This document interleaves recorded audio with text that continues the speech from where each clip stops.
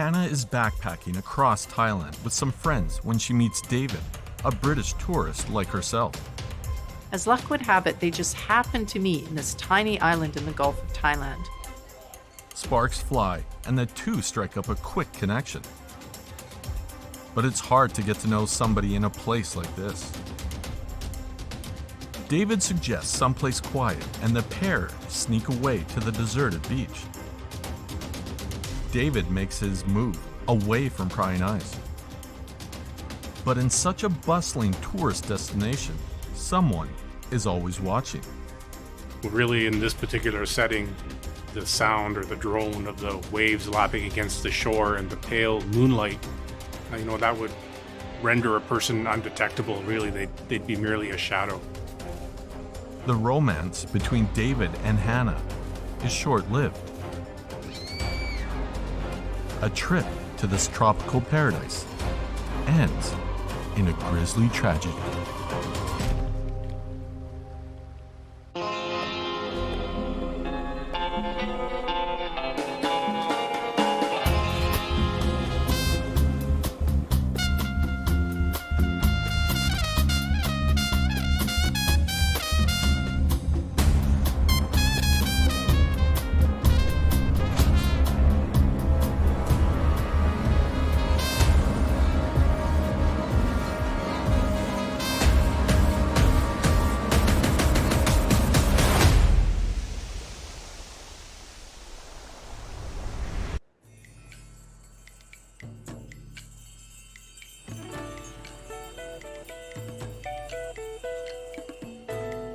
According to the UK government, about 1 million British tourists visit Thailand each year. Surat Thani, meaning the city of good people, is the largest of the southern provinces. It lies on the western shore of the Gulf of Thailand. Many islands in the Gulf belong to this district, including the tourist hotspot Koh Samui, which can attract about 30,000 people a month for their famous full moon parties, as well as a much smaller, quieter island of Koh Tao.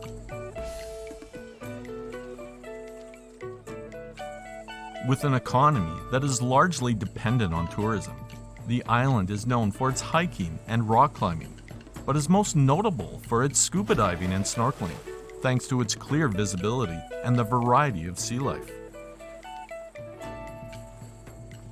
The island is home to about 2,000 locals, but there's also more than twice that many Burmese migrant workers that inhabit the island and largely cater to the tourist population. About 25 million tourists visit Thailand each year, and of these, only about 500,000 find their way to Koh Tao. Nearly 10,000 kilometers away, in the county of Norfolk, England, lies a small coastal town of Hemsby. Hemsby is a community that lies on the shore of the North Sea, and it's a quaint and quiet tourist town. And in terms of culture and climate, it could not be more different. This quiet beach town of about 3,000 residents is home to 23-year-old Hannah Witheridge. Hannah has a sublime childhood growing up by the sea. She's described as being one of the happiest people you will ever meet, and her coach remarks at her talent as a horse rider. Hannah is a student at the University of Essex, pursuing a postgraduate master's degree in speech and language therapy. She's a smart, ambitious young woman who her family describes as a beautiful person inside and out. Hailing from a small town, Hannah has long harbored dreams of traveling and seeing the wider world. And in August of 2014, she and a couple of friends take off for a backpacking trip in Thailand.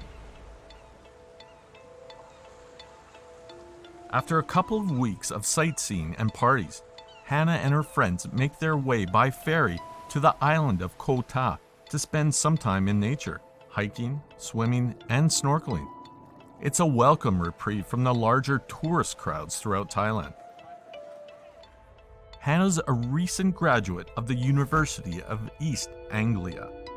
She spent most of her life, up until now, in academia, and she's still got years of study ahead of her. This is an opportunity to slow down, enjoy some much-needed rest, and spend time with friends.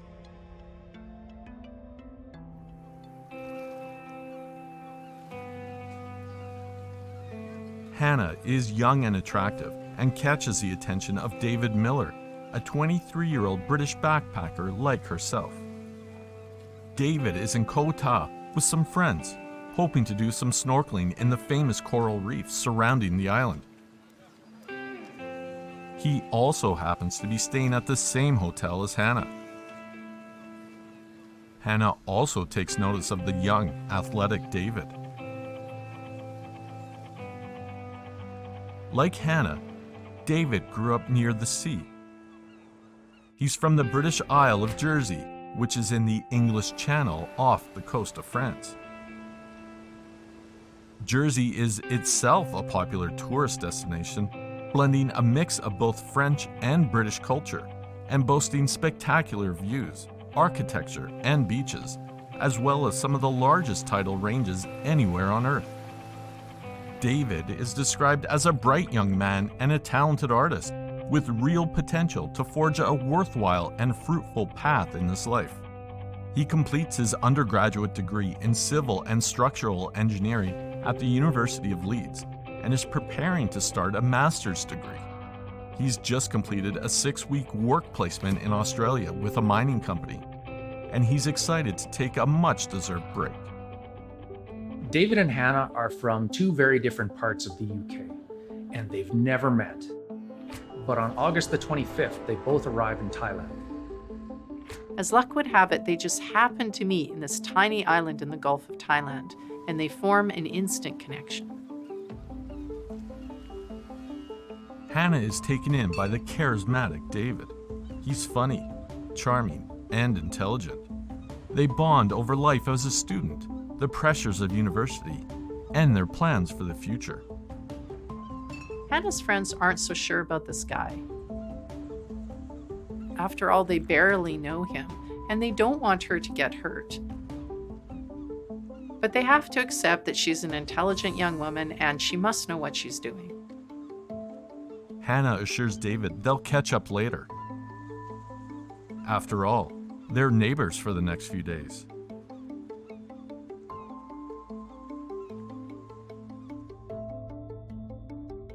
Hannah and her friends meet up later and get ready to go out to a nearby bar. It may only be a Sunday night, but there's always a good time happening somewhere on this tropical paradise. The trio arrive at a nearby bar just after midnight on September 15, 2014. Resort bars aren't really where the locals are going to hang out. You're going to find mostly European tourists there, and the majority of them do speak English. Hannah and her friends are outgoing and easily make friends out of strangers from all over the world. At 8 minutes past 2, David makes his way to the same bar where Hannah is drinking and dancing. The bar is really close to their hotel, so it's probably not that big of a coincidence that David ends up there as well. He's not there for very long before he notices Hannah. He's mesmerized by her. He regrets that their time earlier was interrupted, and knowing that they've likely only got a few days before they head in different directions, David chooses to be decisive. He finds Hannah on the dance floor and offers her a drink.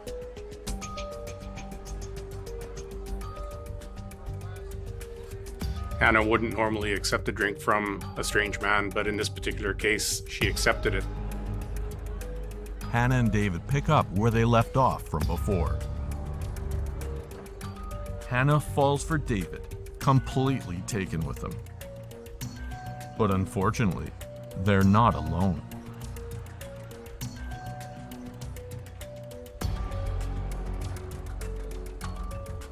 This bar is hardly conducive to getting to know someone. Even for a Sunday, it's super crowded, it's really loud, people are bumping into them constantly. There's no such thing as personal space, and good luck trying to have a conversation over that music.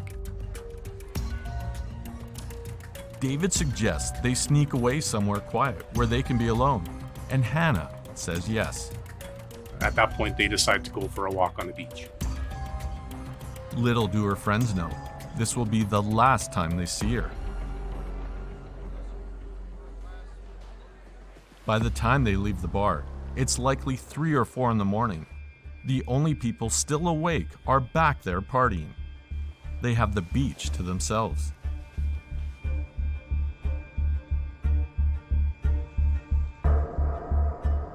In the still, quiet night, the two draw closer. They're under a canopy of stars, the sound of the tide the only noise. It's a perfectly romantic setting, and David makes a move. David may think he finally has Hannah alone, but on an island this small, someone is always watching. Someone who has witnessed this late-night liaison does not like what they see. David and Hannah's romantic rendezvous takes an unexpected and deadly turn.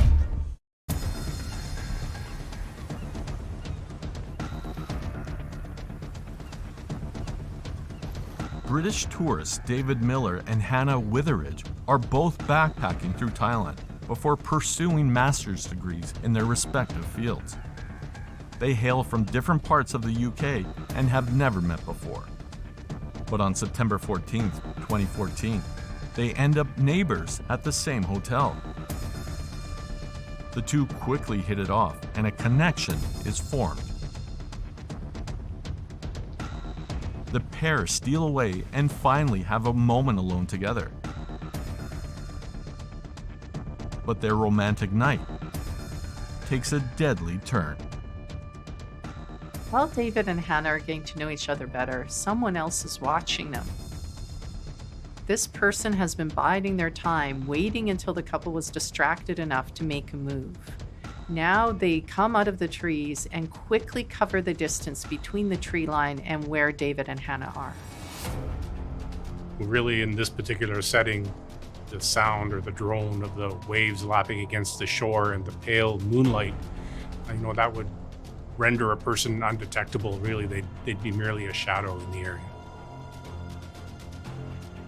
The pair are lost in a moment they've been waiting for all night. They have no idea that someone has been hiding in the trees, watching them. By the time the man is upon them, it's too late. David is struck in the back of the head, tearing the flesh there, and this wound leaves him stunned. Really, the assault happens so fast, there's no time to react. They went after David first in order to incapacitate him. He's an athletic guy, and he would have been able to help Hannah had they not taken care of him first. So in the seconds after David is struck, he's incapacitated. That allows the attacker to go after Hannah so that she can't run for help. The blow breaks Hannah's jaw, and she's temporarily in shock from the pain. Meanwhile, David feebly attempts to grab his attacker, who easily manages to overcome his wounded victim. He strikes David several more times in the head with the blade of the hoe, delivering near-fatal attacks to both temples. At this point, there's no way David can get up and fend off his attacker. Hannah is on her own now. She knows she doesn't stand a chance fighting off the attacker. Her best hope is to try and get to her feet and make a run for it. Even if a blow to the head doesn't immediately render you unconscious, it certainly impedes your ability to fight back. You're taken off guard and your senses are reeling. Now that the attacker is confident that David is defenseless, he turns his attention to Hannah. Sadly, there's no hope for her. She is hit in the head again. She blacks out. The man grabs her and realizes she is no longer resisting. He scans the beach. There's not a soul in sight. No one to witness what he's about to do. Meanwhile, It's late, and Hannah's friends decide to call it a night. They look around for Hannah when they remember that she left with David. Hannah's friends still can't find her, but they're not panicky yet. They assume she's either still with David or maybe she's gone back to their room. But Hannah's not here either. But they're still not too worried yet because it was really clear to them that David and Hannah did have a connection, and they assume that she must have just spent the night with him. The two get into bed, fully expecting to find their friend in the morning and press her for details of her romantic night in this tropical paradise. The man has his way with Hannah. She is unconscious, helpless to do anything. It's a common thing for an assailant to want to dispose of somebody that they have sexually assaulted. Usually the sexual assault in and of itself is not the last act. So fearing that she would probably report the sexual assault, they had to do something. So they decided to basically hide any evidence they could find at the crime scene, and they started to drag David's body into the ocean. This particular crime scene is full of gruesome evidence of a horrible attack. There's a lot of blood. They know it's only a matter of time before somebody comes along. It's getting close to morning, and the beach will have people on it at that point. So they need to somehow hide the evidence of the crime. But something stops them from finishing the job of cleaning the crime scene. It appears as though the murderer wasn't the only one on the beach. It looked like whoever had done this crime had been interrupted and therefore left all the evidence behind. Better to leave the evidence than risk being caught. The killer flees into the darkness of the early morning. The sun will rise soon and reveal the horror that transpired on the white sands of this beach. It's clear that the killer was in a rush to leave the scene of the crime as he left all the evidence behind. In the early hours of the morning of September 15, 2014, a Thai beach cleaner is out collecting garbage. It's a bright sunny morning, set to be another glorious day. But something strange catches his eye. He sees something floating in the water about 10 meters from the shore, and as he gets closer to it, he can tell that it's a man. Perhaps the man is out for an early morning swim. But when he doesn't surface for air, the cleaner grows concerned. Finding a body floating in the water, I guess you would have your suspicion as to what it is from a distance, but you're not going to know until you get there, get a hold of it, and then realize, oh my goodness, this is a human body floating in the water. Once he realizes that this is a body, in fact, floating in the water, he starts to look around to see if there's somebody he could call for help. And at that point, he sees Hannah's body lying in a pool of blood. So he runs and tries to find someone that can assist. Meanwhile, Hannah's friends wake to discover that she's still not back. Reluctantly, they get up and head out in search of their friend, and hopefully, some breakfast.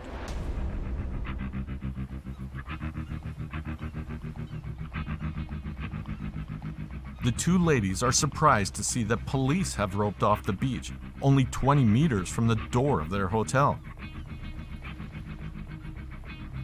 The investigators are facing a very large crime scene. It's a beach and people have been all over the place, and it's a large area. So they've got to get busy bagging any evidence they find in the hopes of maintaining its value in terms of the investigation. The investigators know that this is a double homicide, and it's a massive task to locate all the potential evidence, and they have to do it quickly.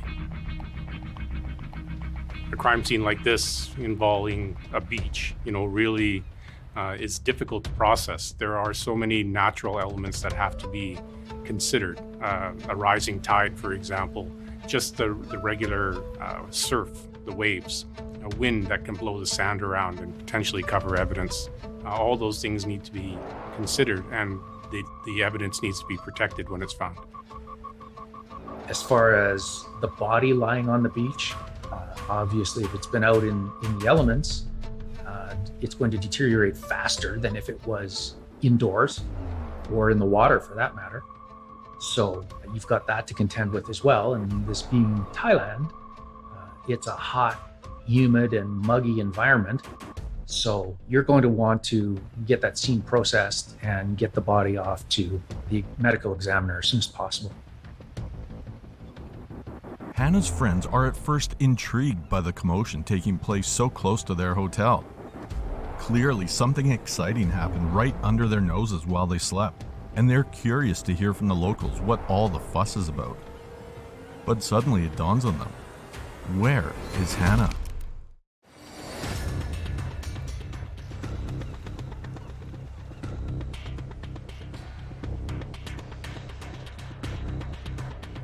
David Miller and Hannah Witheridge meet on the tropical island of Koh Tao in the Gulf of Thailand. They have an instant spark. They're at a bar near the hotel, and it's crowded, even for a Sunday night. They decide to go for a walk under the stars on the beach. It's the perfect romantic setting, being on a beach in Thailand. Hannah and David's initial attraction quickly gives way to passion. Unbeknownst to them, someone is watching, someone that's been stalking them. In the early hours of Monday, September 15th, 2014, both David and Hannah are brutally assaulted and murdered not more than 30 meters from their hotel. Police Lieutenant Thackson is assigned as the lead investigator. There's a lot of pressure on this police force, and it's only going to get worse. Once the British press gets wind of this case, it's going to become a huge international news story. Since much of Thailand's economy is tourist-based, there's a lot on the line. They have to solve this case as quickly as possible. With this type of crime scene being on a beach and being in close proximity to the ocean, my first concern would be, how high does the tide get? If the tide's going to swallow my crime scene, that's a problem. And there's no real way to hold back the ocean as far as I know. So you're going to want to collect that evidence that could potentially be washed away at high tide. The lieutenant informs everybody that they have to act quickly to photograph the scene and collect all the evidence because the tide is rising and they don't want the crime scene compromised. The officers do what they can, but in the end, they can't fight the force of nature. They are forced to move Hannah and David's bodies before they can thoroughly document everything. The lieutenant's decision to quickly remove the bodies from the crime scene was ultimately affirmed by one of his colleagues. And at this point, the bodies need to be taken to the lab as quickly as possible to ensure any forensic evidence or DNA can be analyzed. They have the bodies moved to the Institute of Forensic Medicine. An autopsy is performed on David to determine the cause of death. David's autopsy reveals 2 oblique jagged tear wounds to the parietal occipital area of his scalp. Similar jagged tear wounds are also found on both temples and on his right cheek. The cheekbones, eye socket, and upper jaw are broken and deformed, and water is found in both the left and right chest cavities. Therefore, the cause of death is determined to be head injury and drowning. Hannah's autopsy is performed. Hannah's autopsy reveals deep jagged tear wounds to both sides of her head and the right side of her face. One wound reaches to her brain. Forehead bones, left and right eye sockets, upper and lower jaws are all broken and deformed. There's also overwhelming evidence that Hannah was raped, and the cause of death is determined to be head injury. DNA evidence from the semen samples found on Hannah's body are analyzed, and they show that there may have been 2 attackers. Cigarette butts found on the beach also suggest that there was more than one offender present. The hoe left at the crime scene is also tested, and it's revealed that it has both Hannah and David's blood on it. This confirms that it's one of the murder weapons. Thai authorities discuss the forensic findings. The cause of death in both victims is not surprising, and neither is the fact that Hannah was raped, given the fact that she was found without her clothes. The big revelation from DNA collected from the forensic evidence reveals that there are in fact 2 potential suspects here. The order is then given to cast a pretty wide net and test everybody that works or lives in the area to see if they match the DNA found at the scene. Through this DNA analysis, they find that they're most likely looking for Asian men in this crime. Investigators can now focus on finding a specific group of suspects in this case. There's so much evidentiary evidence that comes from CCTV footage. And as long as that CCTV footage is captured in public space, there are no real privacy concerns with it. And most businesses, for that matter, like to cooperate with the police and cooperate in investigations because, let's face it, having homicide right outside your door or nearby is not good for business. Investigators collect and review CCTV footage from cameras near the bar where David and Hannah are last seen. Footage from the surveillance cameras confirm what Hannah's friends said, that they arrived at the bar just after midnight, about 12:15 a.m. to be exact, and also that David arrived about 2 hours later at 2:08 a.m. There is no surveillance video of the two leaving the bar, so the assumption is that they left together out the back door and went out to the beach where their bodies were later found. There's absolutely no cell phone found on David's body, even though the CCTV footage reveals that he did have his phone on him. Since there was no phone found with David, the assumption is that perhaps the killer has it. Another angle of the street reveals some individuals who may be linked to the murders. A different closed-circuit television camera captured 3 men on a motorcycle carrying a guitar stop at a convenience store in the area right around the time that this is believed to have occurred. They're seen going into the convenience store where they bought cigarettes and beer. They were then seen leaving the convenience store, riding in the direction of the crime scene. Later on, a man is seen running from the direction of the crime scene, but they can't identify him from the surveillance footage. They are able to tell, and they do believe, he was Asian in appearance. Investigators decide to narrow the focus of their investigation to the migrant Burmese community. The tension between the Burmese migrants and the Thai people are generally already high as it is. The Burmese migrants come over for work and they end up taking all the jobs that the Thai people don't want to do, the dirtiest, the most dangerous. So this investigation and the fact that it's targeting the Burmese population is only going to increase tensions in that community. While investigators are confident that their suspects are Burmese men, they aren't closing any doors. There are witnesses that say that David and Hannah were seen with another British man the night they were murdered. The British man, they learn, is named Christopher, and he actually was David's roommate.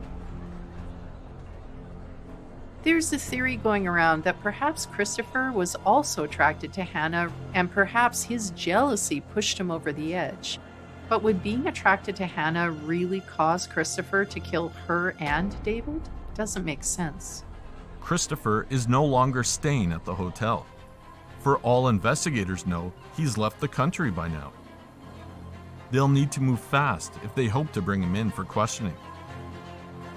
So far, they have no concrete leads, and news of the brutal murders has spread far and wide.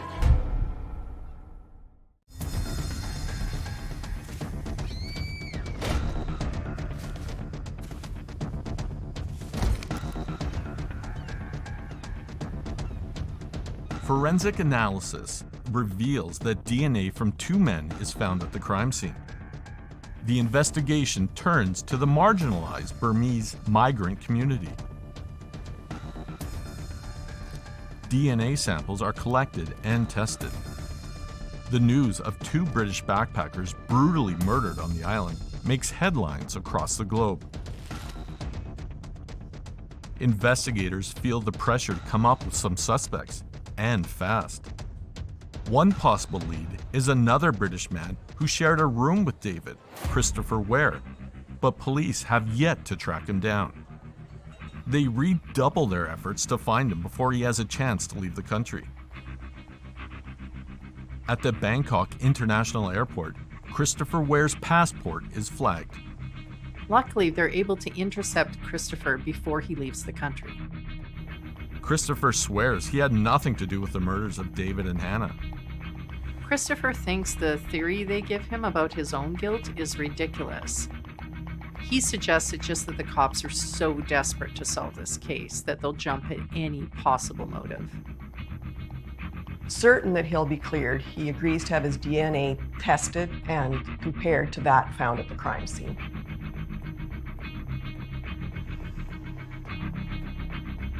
Christopher Ware's DNA is tested.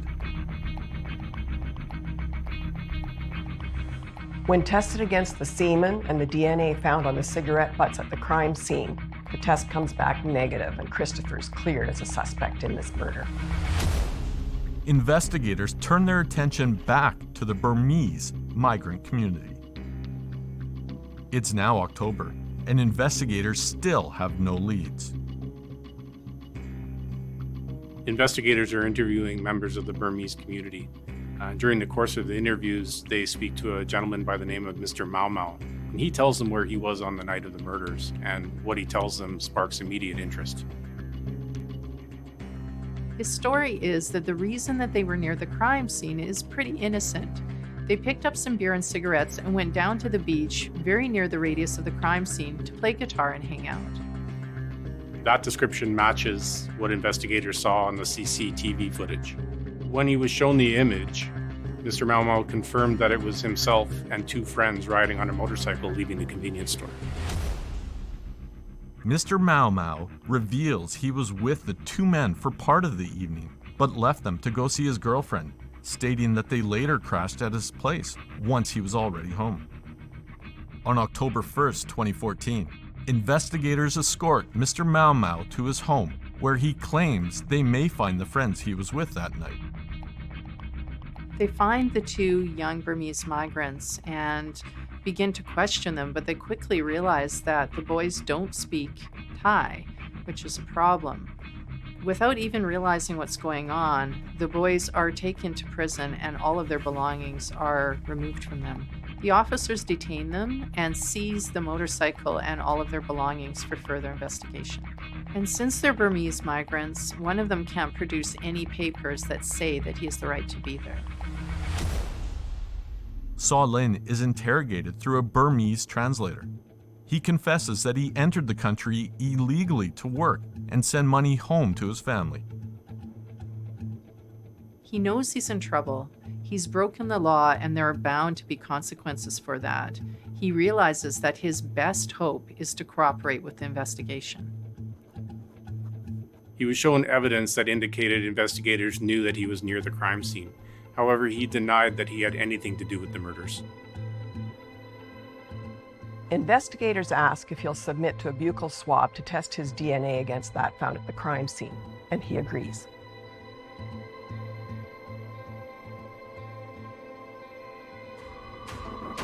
Meanwhile, investigators receive information that the third man, Wai Phio, left Koh Tao on a night boat. He's picked up by authorities in the province of Surat Thani. They photograph him and send the photo to Koh Tao investigators. Mr. Mau Mau confirms that the man they have in custody is Wai Phio. The lieutenant orders a prisoner sent to Koh Tao for further questioning. Koh Tao investigators question Wai Phio about his whereabouts on the night of the murder.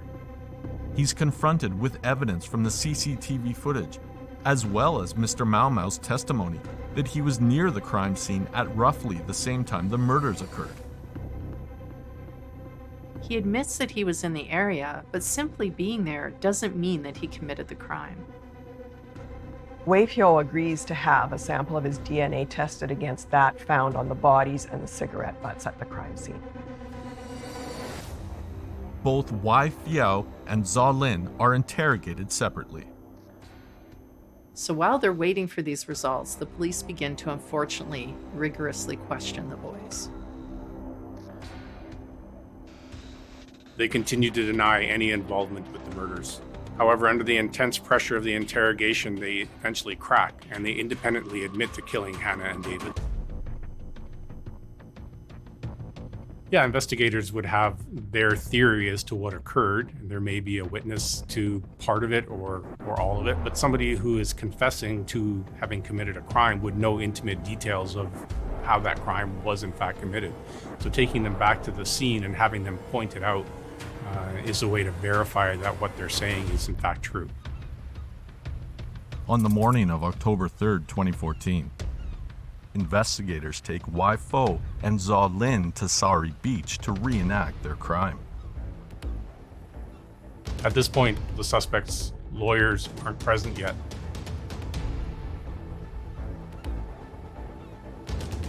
They start describing their activities leading up to the crime.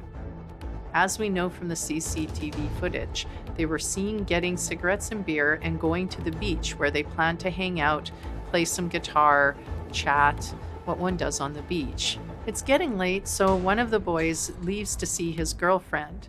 While he's gone, the other two spot David and Hannah walking down the beach. Well, the two men see David and Hannah kissing on the beach and they decide that they're going to rape Hannah. So they obtained a hoe and a wood club from behind a business that was nearby, and under the cover of darkness and the sound of the waves, they snuck up, and when they were close enough, they struck. One incapacitated David while the other restrained Hannah. They bludgeon David over the head several times, and then they strike Hannah in the face to make her less resistant. They both take turns raping her, and when they're done, they beat her to death. They described how they were going to clean up the crime scene, and they started by dragging David into the ocean. They then heard a voice coming from up the beach, and they decided they had to abandon cleaning up the crime scene, and they left Hannah there in the sand. It's a harrowing account of a terrible crime, and the details these boys give investigators seem to back up the investigators' suspicions of what really happened. However, these same details have been provided in all the press, so it's not surprising that the boys' accounts does match up with the police. The confession is given without a lawyer present, which may be seen as unethical. Also, how did they confess when at least one of the boys doesn't speak Thai? The question remains, are these the men who killed David and Hannah? Or, as illegal migrants facing punishment, have they just been coerced into admitting to a crime they didn't commit?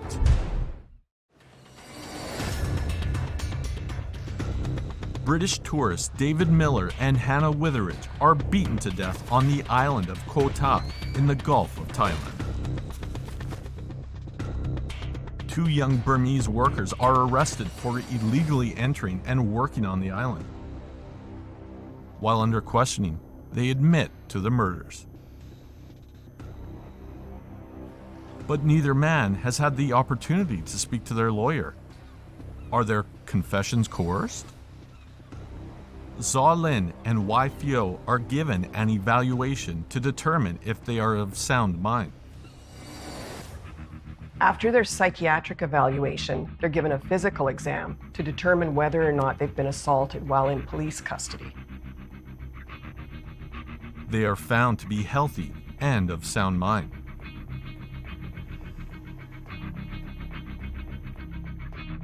On October 21st, 2014, the lawyers for the accused file a complaint with the public prosecutor into the handling of the case and the confessions obtained from the men. On November 6th, a new investigator is assigned to the case and a re-inquiry into the two defendants is ordered.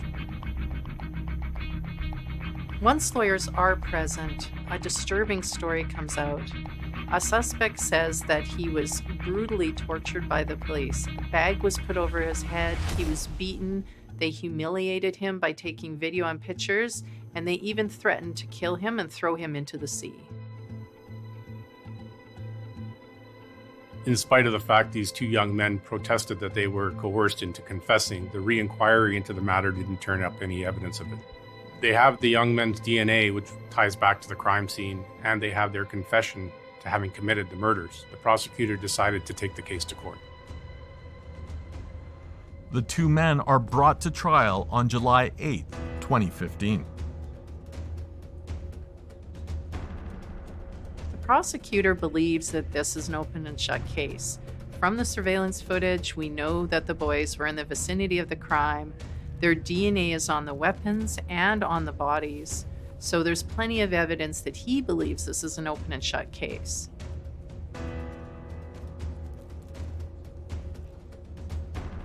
Police also found David's cell phone when one of the accused was arrested. So this, coupled with the fact that they have so much physical evidence and the confessions, makes this really a pretty solid case. The defense contends that both suspects were coerced into confessing through threats and intimidation. A lot of the prosecution's case hinges on this DNA evidence. DNA was found on cigarette butts in the location of the crime. However, we already know, and the boys have admitted, that they were in the area smoking cigarettes. So does this DNA evidence actually prove that they were guilty of the crime? The evidence that the men were only 3 meters and within sightlines of the murder weapon at the time David and Hannah were killed is irrefutable.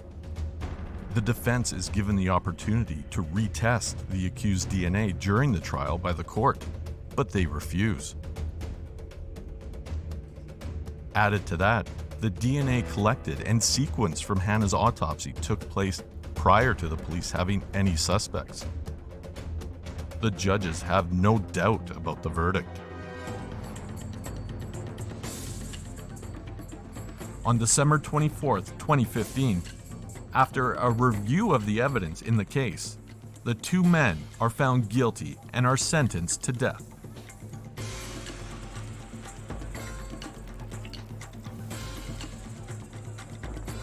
But on August 14, 2020, the death sentences for both men are commuted to life imprisonment, following a royal decree to commemorate King Vajiralongkorn's birthday and illustrate the king's clemency.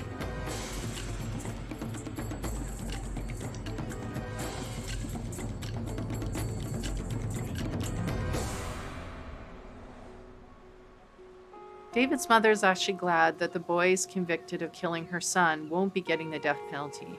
She's against the death penalty and has campaigned vigorously against it. She says that even though she lost her son, killing 2 other young men will not bring him back. David is remembered at his funeral as a colorful character, a man of life, energy, and vitality. Though he's gone too soon, his life touched so many.